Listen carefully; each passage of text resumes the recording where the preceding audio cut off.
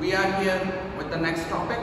एक short discussion जैसे law of supply के ऊपर, फिर हम exception of law of supply पढ़ेंगे। देखिएगा, लॉ ऑफ सप्लाई कहता है everything remaining constant, P and Q will follow positive relation. P rise होने पे Q राइज होगा, P फॉल करने पे Q फॉल होगा। अब थोड़ा सा टेक्निकलिटी में आ जाते हैं, क्योंकि बेटा प्राइस चेंज हो रहा है, तो यहाँ पर Q राइज में हुआ, इसको हम बोलेंगे एक्सपेंशन, और यहाँ पर Q जो फॉल हुआ उसको हम बोलेंगे कॉन्ट्रैक्शन।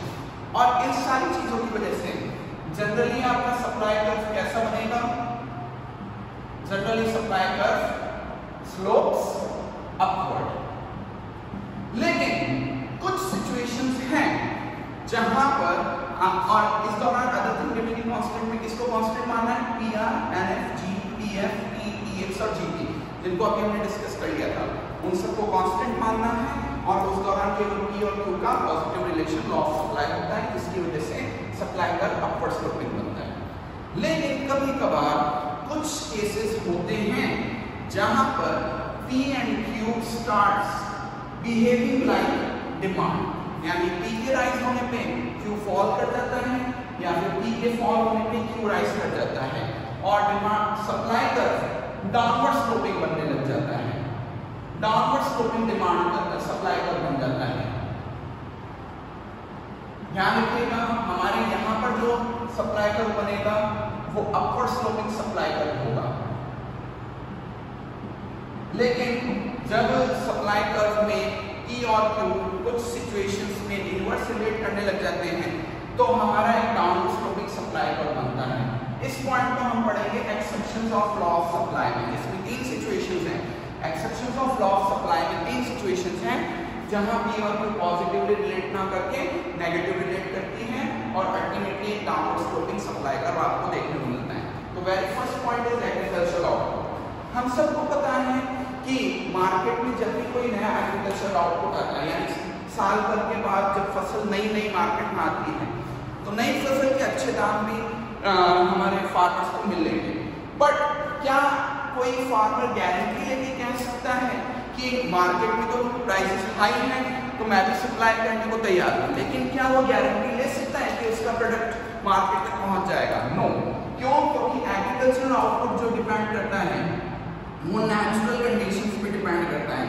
अब सोचिए, प्रोड्यूसर यानी फार्मर तो अपना प्रोडक्ट या फार्मिंग ज्यादा करने को तैयार है, लेकिन उस साल बारिश ही नहीं हो रही है, रेनफॉल ही नहीं हुआ, या अर्थक्वेक आ गया, या फेमाइन हो गया, या ड्राउट हो गया, या फसल में किसी टाइप का कोई कीड़ा लग गया, कोई डिजीज लग गई। तो इतना होने के बावजूद भी अभी जैसे आप देखिएगा, हमारे कोरोना टाइम पीरियड चल गया, तो कोरोना के बाद क्या आपको लग रहा है कि किसानों ने खेती की होगी जाके जिस तरीके से वो नॉर्मल खेती कर रहे थे? नो, नहीं कर पा रहे थे, लॉकडाउन लग गया और मैनी अदर थिंग्स रुक गई। सो भले ही हमें पता है कि नए फ्रेश एग्रीकल्चरल आउटपुट या नए क्रॉप सीजन में प्रोडक्ट की प्राइसेस हाई लगेगी, बट नेचुरल कंडीशंस और अदर कंडीशंस जिनका भी मैंने नाम लिया था, उनसे गवर्न होने के कारण भले ही प्राइसेस आपको हाई मिल रही है, लेकिन आप क्वांटिटी हाई नहीं कर सकते, क्योंकि क्वांटिटी आपके हाथ में नहीं है। दूसरा है पेरिशेबल गुड्स। पेरिशेबल गुड्स वो होते हैं जिनकी शेल्फ लाइफ बहुत कम होती है, लिमिटेड शेल्फ लाइफ है। लिमिटेड शेल्फ लाइफ का मतलब जो बहुत जल्दी खराब होते हैं। एग्जाम्पल के देखिए, ब्रेड, बटर, मिल्क। अब देखिएगा, मार्केट में भले प्रोडक्ट अच्छी प्राइस पे बिक रहा है, मार्केट में प्राइसेस बढ़ जाएंगे, सप्लायर सप्लाई करने को तैयार रहेगा, हाई करने को तैयार होगा, लेकिन अगेन वो ऐसा नहीं कर पाएगा, क्योंकि हम अपने आसपास जाके देखें, जितनी भी दुकानों पे देखें, तो अगर वो मिल्क रखती है, अगर वो ब्रेड रखती है, या ऐसे कोई प्रोडक्ट है जो जल्दी खराब होने वाला है, तो उसकी लिमिटेड क्वांटिटी रखते हैं बेटा, उतनी ही जितनी की उस कम्युनिटी में या उस सोसाइटी में उसकी डिमांड है। क्योंकि आपने तो स्टॉक करके रख लिया, प्राइस हाई होने पे सप्लाई बढ़ा दी, लेकिन ऐसा जरूरी थोड़ी है कि कस्टमर आके उसको खरीदेगा ही खरीदेगा।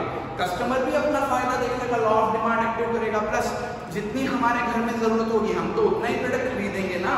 तो अगर हमारा प्रोड्यूसर पेरिशेबल गुड्स यानी जिनकी शेल्फ लाइफ कम होती है, जिनका लिमिटेड लाइफ टाइम पीरियड है, जो जल्दी खराब हो जाने वाले प्रोडक्ट हैं, उनका बड़ा बल्क स्टोर करके रख लेता है, तो एक फुल डिसीजन है, क्योंकि उनकी लाइफ कम होने की वजह से वो प्रोडक्ट खराब हो जाएंगे। इसलिए प्राइसेस हाई होने के बावजूद भी उनकी सप्लाई वो बढ़ाते नहीं हैं बल्कि कम रखते हैं या लिमिटेड रखते हैं, यानी सप्लाई का एक्सेप्शन।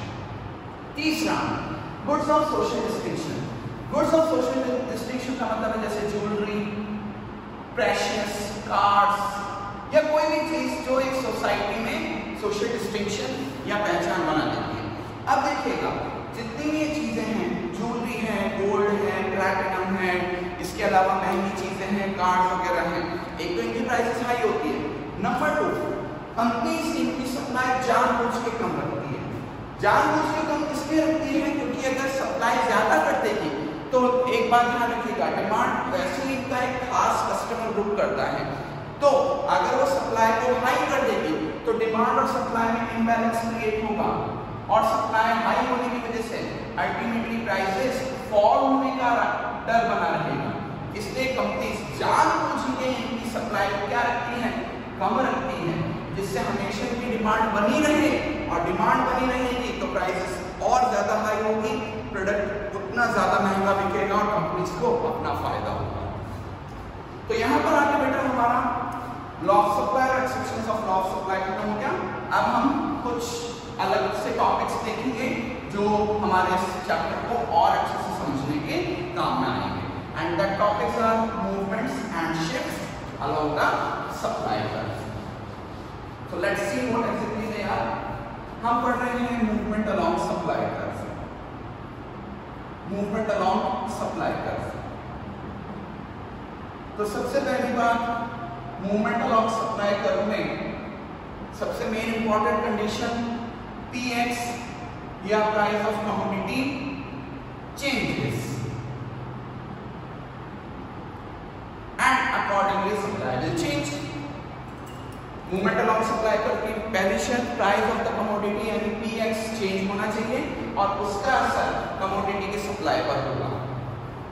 इसकी दो कंडीशंस होती हैं, एक होती है एक्सटेंशन जिसमें अपवर्ड मूवमेंट शो होता है।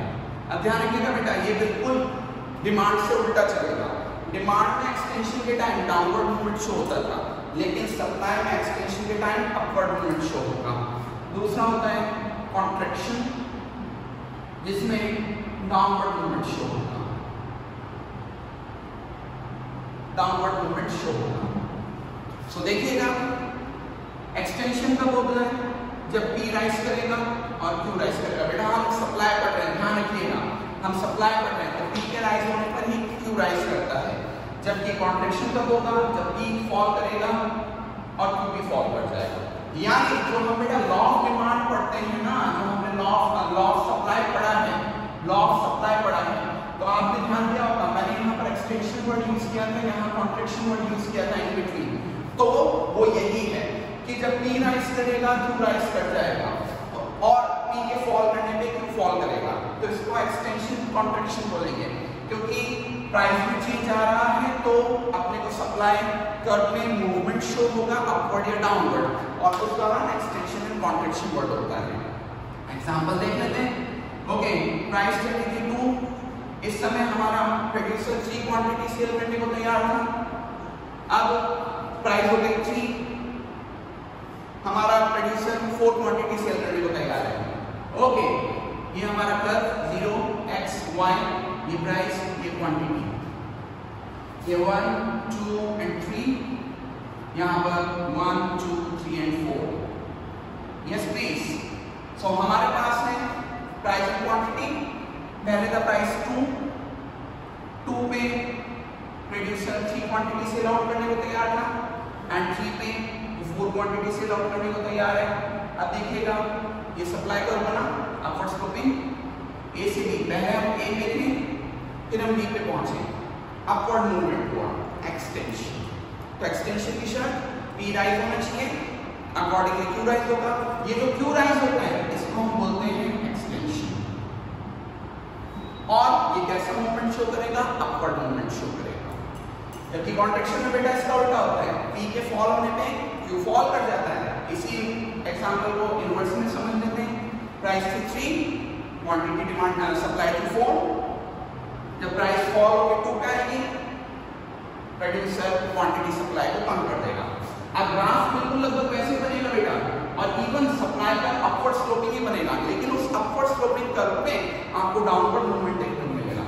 देखिएगा प्राइस 1 2 एंड 3, 1 2 3 एंड 4। सो देखिए 3 प्राइस पे हम 4 क्वांटिटी आस्क कर रहे थे, ये ए। 2 प्राइस पे हम 3 क्वांटिटी आस्क कर रहे हैं, बी। अब की बार सप्लाई पर बिल्कुल सेम बना है, लेकिन सप्लाई पर पे आपने मूवमेंट कैसा शो किया, डाउनवर्ड। तो ये कॉन्ट्रैक्शन का एग्जांपल है, और ये बिल्कुल उससे इनवर्स है डिमांड से। डिमांड में एक्सटेंशन के टाइम डाउनवर्ड मूवमेंट था और कॉन्ट्रैक्शन के टाइम अपवर्ड मूवमेंट था। यहाँ पे हमारे एक्सटेंशन एंड कॉन्ट्रैक्शन का टॉपिक बेटा कंप्लीट होता है, and we are directly going to the shifts in supply curve. अब सबसे पहली बात, शिफ्ट्स इन सप्लाई कर्व की शर्त है कि P remain constant, Px remain constant, and Q या Qx या फिर Sx goes up or down। अब ये Qx या Sx कैसे अप या डाउन होगा, अदर टू रिमेनिंग कांस्टेंट वाले जो टॉपिक्स थे, यानी Pr, Nf, G, Pf, E, T, वो सारे टॉपिक्स अब इम्पैक्ट करेंगे हमारी क्वांटिटी सप्लाई पर। अगेन दो कंडीशन बनेगी बेटा, एक इंक्रीज जिसमें होगा फॉरवर्ड शिफ्ट, जिसमें दिखाई देगा बेटा फॉरवर्ड शिफ्ट। दूसरा होगा डिक्रीज जिसमें होगा बैक शिफ्ट या backward shift. Okay, forward shift कब होगा, जब प्राइस के कांस्टेंट होते हुए आपका क्वांटिटी सप्लाई राइज कर जाता है, जिसको हम बोलेंगे इंक्रीज। जबकि डिक्रीज वाला केस कब बनेगा, बैकवर्ड शिफ्ट वाला केस कब बनेगा, जब प्राइस के कांस्टेंट होते हुए Qx या Sx फॉल कर जाता है। इस Qx या Sx के फॉल करने को बोलेंगे डिक्रीज इन सप्लाई। डायग्राम देख लेते हैं। प्राइस थी 2, इस पे हम 3 क्वांटिटी सप्लाई कर रहे थे। अब प्राइस 2 होने पर ही हम 4 क्वांटिटी सप्लाई करने को तैयार हो गए। देखिएगा प्राइस कांस्टेंट है, स्टिल हमने सप्लाई बढ़ा दी। और क्यों बढ़ाई थी, ऐसे हमने टॉपिक्स आपके जब सप्लाई फंक्शन डिटेल में पढ़ा था वहां डिस्कस किए हैं। ओके, डायग्राम कैसे बनेगा बेटा, ये O, X एंड Y, ये प्राइस 1 2, ये 1 2 3 एंड 4। प्राइस लेवल चल रहा है कांस्टेंट। पहले 2 पे 3 क्वांटिटी सेल आउट की जा रही थी, और अब उसी 2 पे 4 क्वांटिटी सेल आउट की जा रही है। ये हुआ हमारा इमेजिनरी सप्लाई कर्व जो A से, और ये इमेजिनरी सप्लाई कर्व जो B से प्लॉट आउट हो रहा है, ये S1 ये S2। अब देखिएगा प्राइस कांस्टेंट होने के नहीं, उसी 2 प्राइस पे पहले आप 3 क्वांटिटी सेल आउट कर रहे थे, बाद में 4, तो प्राइस कांस्टेंट है और क्वांटिटी राइज हो गई A से B की तरफ फॉरवर्ड शिफ्ट। ये 3 से 4 जो हुआ है, इसको हम बोलेंगे इंक्रीज इन सप्लाई, और इससे फॉरवर्ड शिफ्ट का एग्जांपल बनेगा। जबकि हम जब डिक्रीज का एग्जांपल देखेंगे तो diagram will go like this is 0 1 2, यहाँ पे प्राइस था, यहाँ पे क्वांटिटी है, price and quantity. Okay, again price को इज कांस्टेंट। दिस टाइम आपकी जो कॉम्बिनेशन है बेटा वो इनवर्स में लिखे जाएंगे। पहले 2 पे 4 क्वांटिटी आप आस्क कर रहे थे, ये आपका 4 A पॉइंट। अब उसी 2 पे आप 3 क्वांटिटी आस्क कर रहे हैं, B पॉइंट। ये इनके imaginary supply curve S1 and S2 आपका बैकवर्ड शिफ्ट का एग्जांपल होगा। तो आपके इंक्रीज केस में फॉरवर्ड शिफ्ट शो होगा, डिक्रीज केस में बैकवर्ड शिफ्ट शो होगा, एक्सटेंशन केस में अपवर्ड मूवमेंट शो होगा, और कॉन्ट्रैक्शन के केस में डाउनवर्ड मूवमेंट शो होगा इन ए सप्लाई कर्व।